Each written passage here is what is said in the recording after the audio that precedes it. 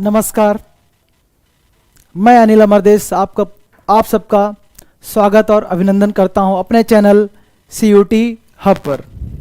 आज हम लोग भूगोल विषय का अध्ययन करेंगे।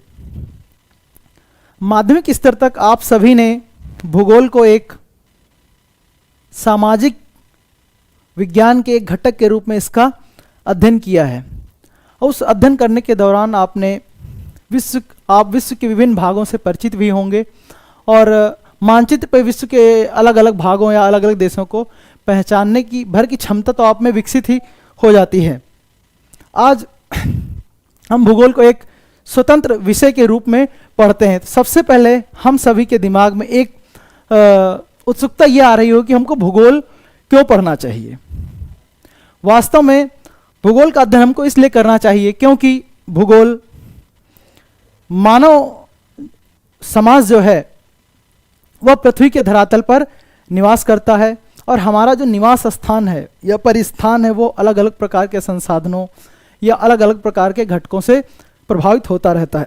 यह घटक प्राकृतिक और सांस्कृतिक दोनों प्रकार से मानव समाज को प्रभावित करते हैं। वास्तव में भूगोल के अंदर हम जो अध्ययन करते हैं वह भौतिक वातावरण और क्रियाशील मानव के बीच का जो अंतर प्रक्रियात्मक संबंध है उसका अध्ययन ही हमको भूगोल के अध्ययन की ओर प्रेरित करता है।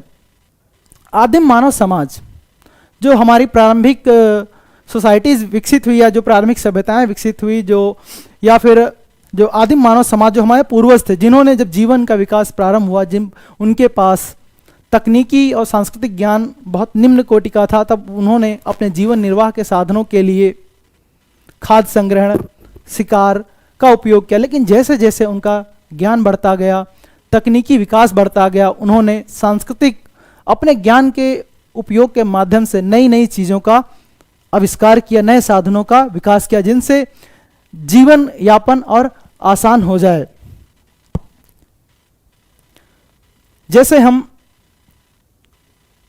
अलग अलग मौसमों और अलग अलग ऋतुओं के आधार पर अपने भोजन की आदतों और वस्त्र पहनने के तरीकों को समायोजित करते रहते हैं। जैसे शीत ऋतु में हम ऊनी कपड़े पहनते हैं जबकि ग्रीष्म ऋतु में सूती कपड़े और हल्के कपड़े पहनते हैं, और ऐसे ही हमारे खान पान की जो दिनचर्या है वह भी मौसम के अनुसार बदलती रहती है। जैसे रबी की फसलों के दौरान या शीत ऋतु में हमको आसानी से बाजार में गाजर, मटर, गोभी, पालक, सोया, मेथी आसानी से उपलब्ध होता है।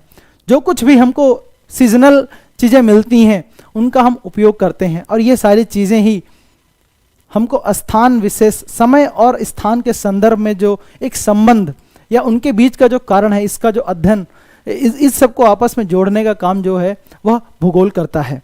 तो सबसे पहले अब थोड़ा बहुत आपकी समझ में ये आ रहा होगा कि हमको भूगोल क्यों पढ़ना चाहिए। भूगोल को बेसिक लक्ष्य यही है कि हमारी पृथ्वी मानव का निवास है और मानव अपने जीवन को आसान बनाने के लिए ही हम अपने आसपास की चीज़ों का अध्ययन करना शुरू करते हैं।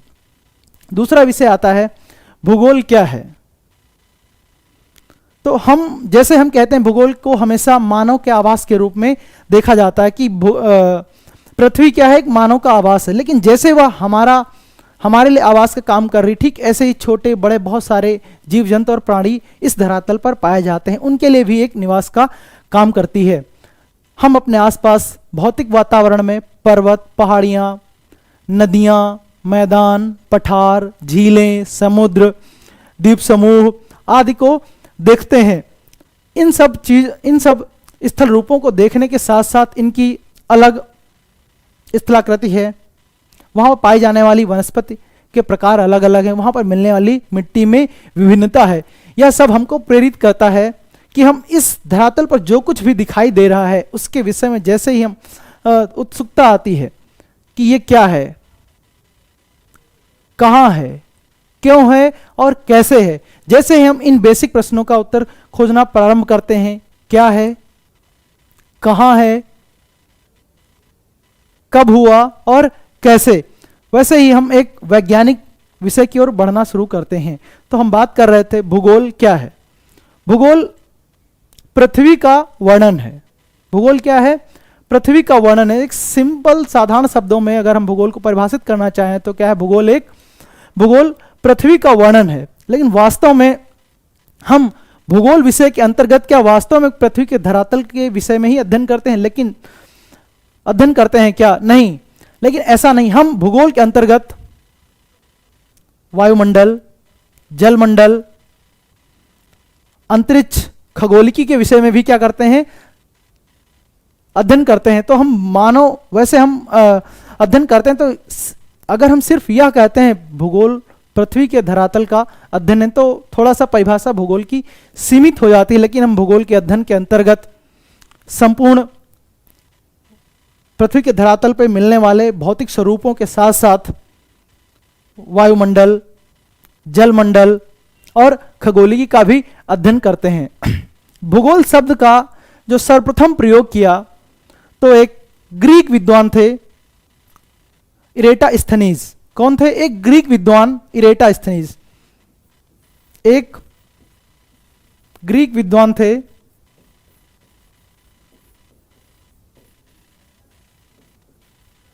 उनका नाम था इरेटास्थनीज। इरेटास्थनीज इन्होंने सर्वप्रथम भूगोल शब्द का उपयोग किया। सर्वप्रथम भूगोल शब्द का उपयोग किया। शब्द का उपयोग किया। कब किया उपयोग इन्होंने? सर्वप्रथम इन्होंने भूगोल शब्द का सर्वप्रथम उपयोग अपने 276 से 194 बीसी या ईसा पूर्व के बीच में इन्होंने कभी भी भूगोल शब्द का सबसे पहली बार उपयोग किया। तो जो भूगोल शब्द जो दो प्रमुख मूल शब्दों से मिलकर बना है वो है जियो प्लस ग्राफोस, जियो प्लस ग्राफोस।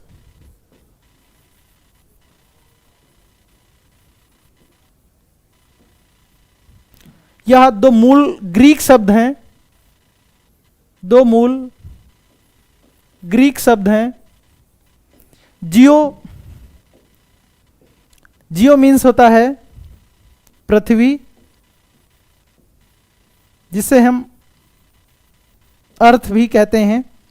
दूसरा ग्राफोस मीन्स वर्णन, या इसको हम डेस्क्रिप्शन बोल सकते हैं। क्या है? डेस्क्रिप्शन। अब अगर इन दोनों शब्दों को जब हम संयुक्त रूप से जोड़ते हैं तो अर्थ बनता है जियो मीन्स पृथ्वी और ग्राफोस मीन्स वर्णन, तो बनता पृथ्वी का वर्णन। Geography, geography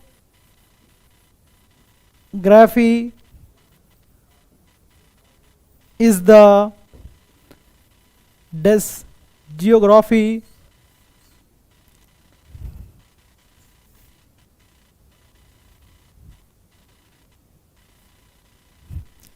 is the description of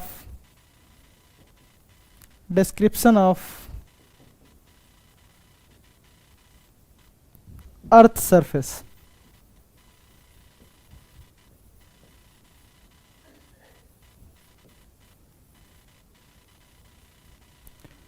description of earth surface, भूगोल पृथ्वी के धरातल का वर्णन है। अब आप सबके सब आसानी से यह बता सकते हैं कि भूगोल क्या है। और भूगोल का अध्ययन करने के लिए जो हमें इस किसी भी सब्जेक्ट या किसी भी विषय का जो मूल उद्देश्य होता है वो यथार्थता को प्राप्त करना। यथार्थता मतलब रियलिटी को प्राप्त करना। और जो रियलिटी होती है, रियलिटी बहुआयामी होती है। कैसी होती है रियलिटी बहुआयामी होती है, बहुआयामी। लेकिन अंग्रेजी में जो बहुआयामी शब्द है रियलिटी के लिए जो उपयोग किया जाता है उसे बोलते हैं मल्टी फेसेटेड, मल्टी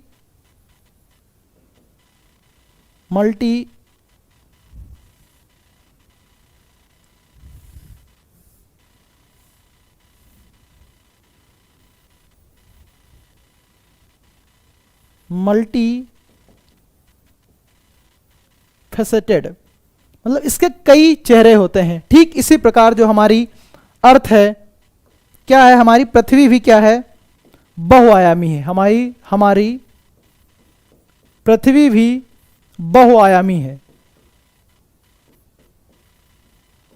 लेकिन हम पृथ्वी के लिए मल्टी डायमेंशनल शब्द का उपयोग करते हैं। मल्टी डायमेंशनल,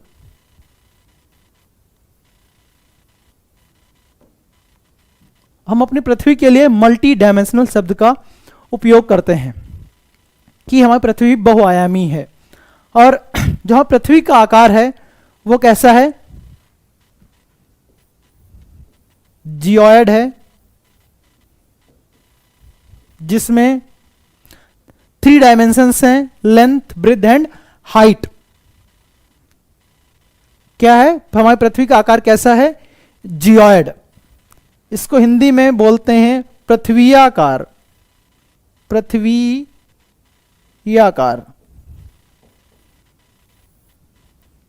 मतलब हमारी पृथ्वी का एक अपना आकार है, जिस आकार को हम क्या बोलते हैं, जियोइड बोलते हैं। क्या बोलते हैं, जियोइड बोलते हैं, जियोइड।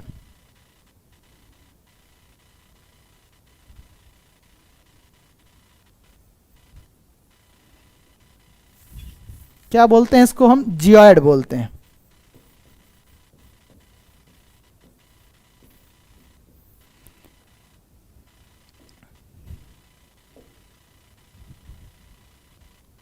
क्या बोलते हैं हम अपनी इस पृथ्वी को, जियोइड।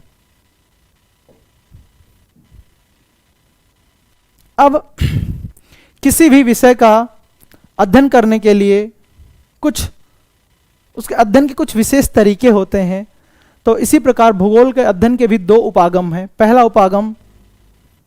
पहला उपागम है क्रमबद्ध उपागम, क्रमबद्ध उपागम या विषय वस्तुगत उपागम।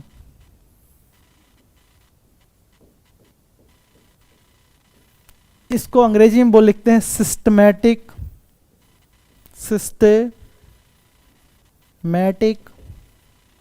अप्रोच।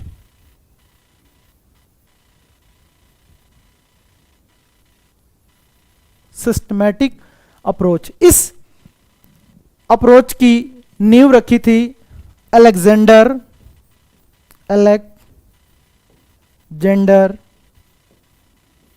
वान हम्बोल्ट। अलेक्जेंडर वान हम्बोल्ट जो कि एक जर्मन भूगोलवेत्ता थे। इनका जो जीवन काल है वह 1769 से 1859 ईस्वी के बीच था। इन्होंने भूगोल के या आधुनिक भूगोल के संस्थापक के रूप में भी अलेक्जेंडर वान हम्बोल्ट और कार्ल रिटर को जाना जाता है। अलेक्जेंडर वान हम्बोल्ट ने क्या किया था, भूगोल के अध्ययन के क्रमबद्ध उपागम या विषय वस्तुगत उपागम, जिसे हम सिस्टमैटिक अप्रोच कहते हैं, इसका क्या की थी, इसकी नींव रखी थी। तो विषय वस्तुगत उपागम से हमारा संबंध या मतलब क्या, आशय क्या है क्रमबद्ध भूगोल से। जब हम कोई भूगोलवेत्ता यदि किसी विषय का अध्ययन करना चाहता है, जैसे मान लो अगर हम प्राकृतिक वनस्पति, किसके अध्ययन में हम रुचि रखना चाहते हैं, अगर हम प्राकृतिक वनस्पति का अध्ययन करना चाहते हैं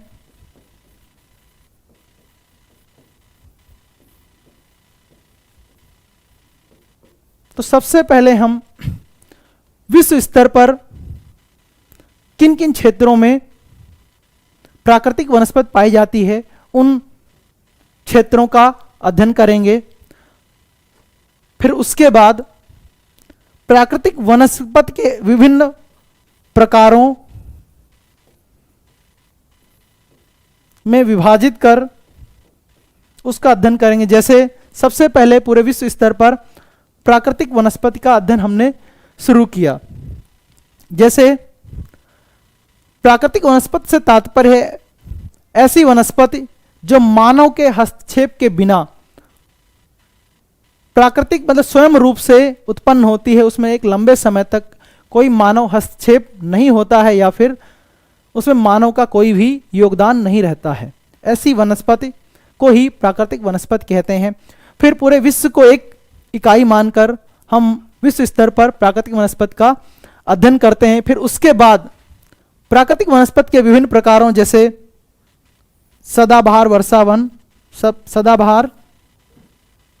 सदाबहार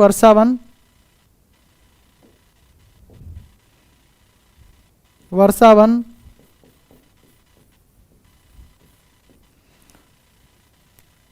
उष्णकटिबंधी पर्णपाती वन,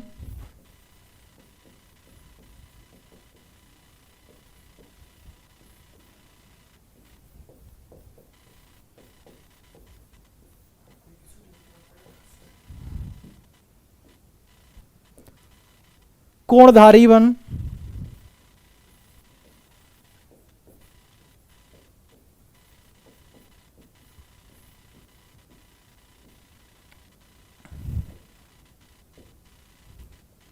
पर्वतीय वन,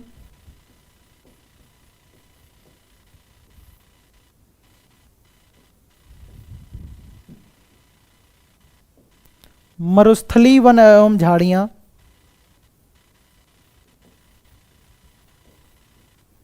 वन एवं झाड़ियां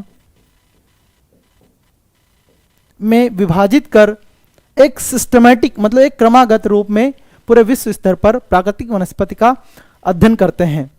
यह क्या है, भूगोल के अध्ययन का सिस्टमैटिक अप्रोच है या विषय वस्तुगत उपागम या क्रमबद्ध भूगोल। दूसरा भूगोल के अध्ययन का जो प्रमुख उपागम है वह है प्रादेशिक उपागम। प्रादेशिक उपागम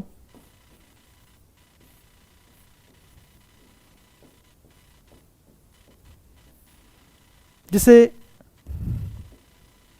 रीजनल अप्रोच,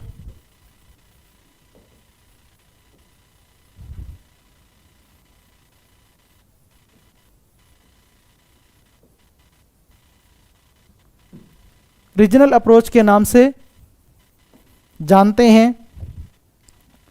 इस प्रादेशिक उपागम की नींव अलेक्जेंडर वान हम्बोल्ट के समकालीन जर्मन भूगोलवेत्ता कार्ल रिटर ने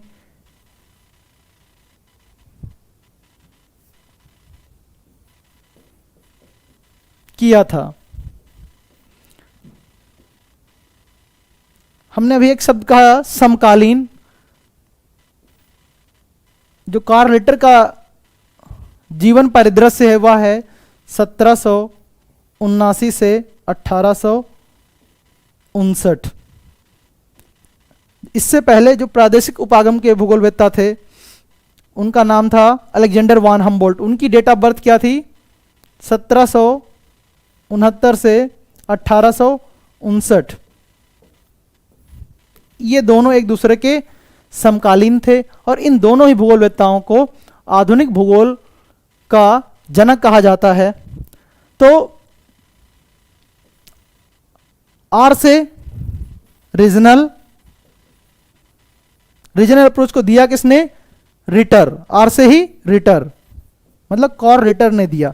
अब रीजनल अप्रोच या जिसे प्रादेशिक उपागम कहते हैं, इस उपागम के अंतर्गत हम अध्ययन का जो स्वरूप है उसमें हम पूरे विश्व को अलग अलग प्रदेशों में विभाजित करते हैं, अलग अलग छोटी छोटी इकाइयों में डिवाइड कर लेते हैं। जैसे हम भारत को एक प्रदेश मान के चलते हैं तो भारत में हम सबसे पहले प्राकृतिक वनस्पति का अध्ययन करना शुरू करते हैं। फिर प्राकृतिक वनस्पति के अलग अलग प्रकारों का अध्ययन करेंगे। फिर उसके बाद मृदा का अध्ययन करेंगे। लेकिन हम पूरे विश्व को अलग अलग छोटे छोटे इकाइयों में विभाजित कर उनके विषय में अध्ययन करते हैं। यह भूगोल अध्ययन का जो दूसरा उपागम है, प्रादेशिक उपागम, जिसे कार्ल रिटर ने दिया था। अब आप 2 प्रश्नों का उत्तर आसानी से दे सकते हैं। हमको भूगोल क्यों पढ़ना चाहिए, भूगोल क्या है और भूगोल के अध्ययन के प्रमुख उपागम क्या है। आपकी यह क्लास अब यहीं पे समाप्त होती है। हम लोग तब तक आप पढ़ते रहिए, दूसरे विषय पढ़ते रहिए। नेक्स्ट क्लास में मिलते हैं आपसे। धन्यवाद।